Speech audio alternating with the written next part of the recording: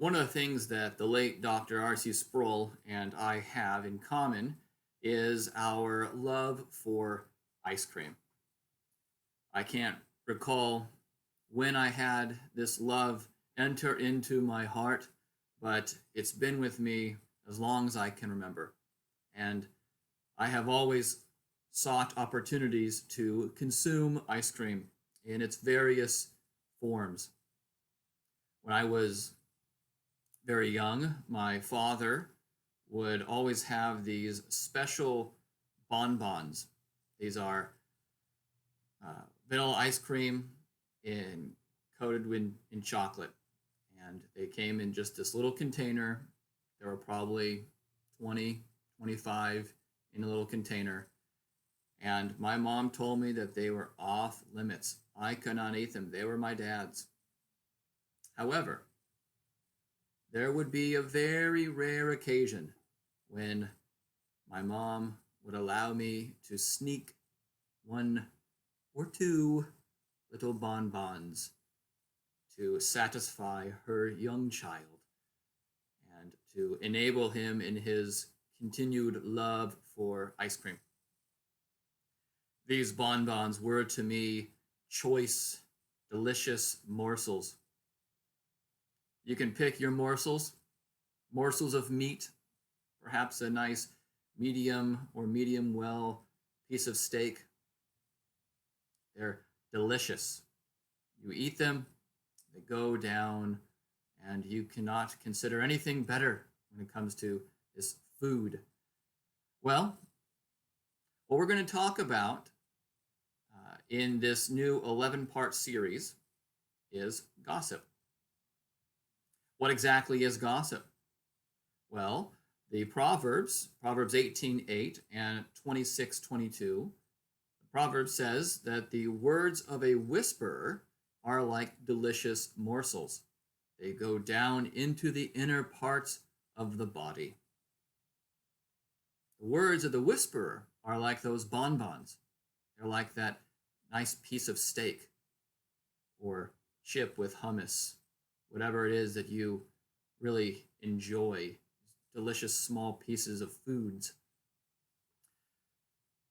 That's the words of gossip. They go down, they enter into the inner parts of the body or in the inner parts of the soul, and they lodge into the soul. These choice words that are off limits for the hearer and for the speaker. So, what exactly is gossip? Ken Sande, he is the founder of Peacemaking Ministries. He says that gossip is involving someone who is not part of the solution, getting someone involved that has no right to be involved because they're not part of the solution to whatever problem has arisen because of the gossip. J.I. Packer, in his book Respectable Sins, says that it is spreading of unfavorable information about someone else, even if that information is true. A lot of times we think that gossip has to only be false words. No, it's unfavorable words, even if true, about someone. Well, we're going to follow Matthew Mitchell in his definition. We're going to be going through this book, Resisting Gossip. And if you're part of our church, we do have a couple on the book table that we sell at cost that you can buy. And there's a lot more to this book than what I'm going to offer in this 11-part series. So I recommend the book, and he offers a lot of great illustrations to clarify and to convince us of what gossip is and how to avoid it, how to get out from under it. His definition is bearing bad news behind someone's back out of a bad heart. Bearing bad news behind someone's back out of a bad heart. So in this lesson and in the next lesson, we're going to look at that 3-part definition. Today, we're just looking at the first part, bearing bad news. So there are 3 kinds of bad news. We're talking about bad words. We're talking about information that is negative, that is unfavorable, it's not positive, and we're talking about words. We're talking about sharing words. We're talking about communicating stories, transmitting stories, sharing information. And these words can be excessive words. The gossip is one who is talking too much. The gossip is one who is sharing information that he should not be sharing. This is sharing someone's secret. Proverbs 20:19 says that whoever goes about slandering reveals secrets. The gossip says that it's his place to tell the story. Oftentimes we hear, thankfully, of people who know information. They say, really, it's not my secret to tell. So if you want to know about it, you can ask that person. But the gossip says, it is my place to tell. I'm the one who gets to tell the story. I'm the one who gets to share this information, this newfound information. And these bad words can be spoken by the gossip or can be listened to.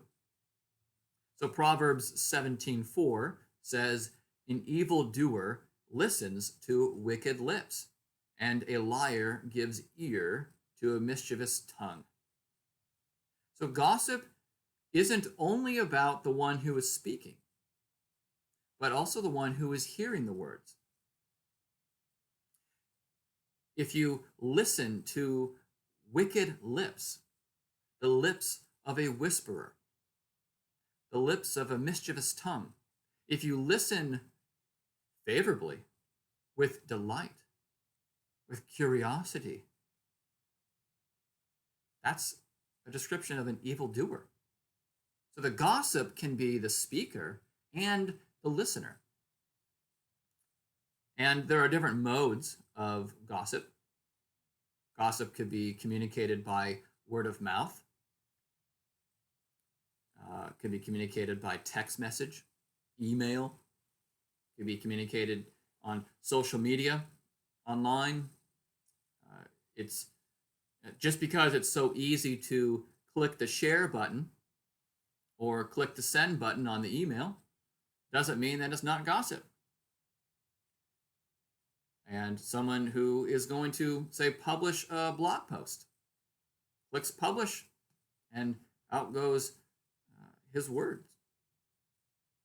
These are different kinds of modes of gossip. So we're not talking just about the words that come out of your mouth that one person hears. We're talking about all kinds of communication and its various modes. So there are three types of bad news. So we're still under this bad news, bad words part of the definition. And one kind of bad news is simply bad information. This is negative information, unfavorable communication. This could be flat out false. And so you have gossip plus maybe a willful desire to spread this gossip, and then you're becoming slanderous. The information could just be negative. And there's my first year of teaching. This was, I guess, 15, 16 years ago. First year teaching, I learned this lesson pretty quickly.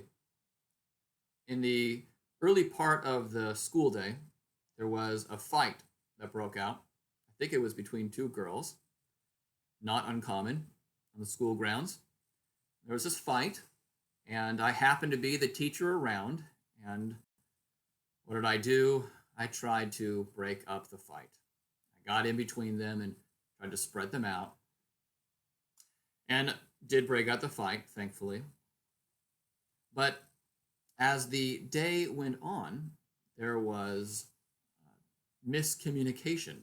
There was bad information that was being spread about me. Well, by the end of the day, the rumor was that when I had broken up this fight, I had gotten stabbed. Well, what really happened, thankfully, was I did not get stabbed.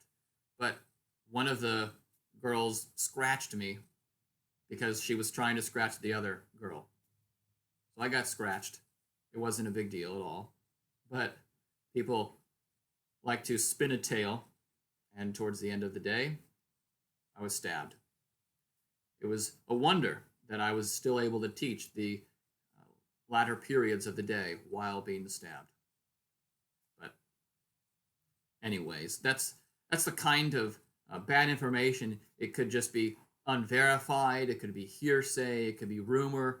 It could just be negative information that is communicated. It could be bad news about someone. Now, this could be true information, but shameful information. So we're talking about bad news about someone. This could just be a bad report. I think of Noah and his son Ham.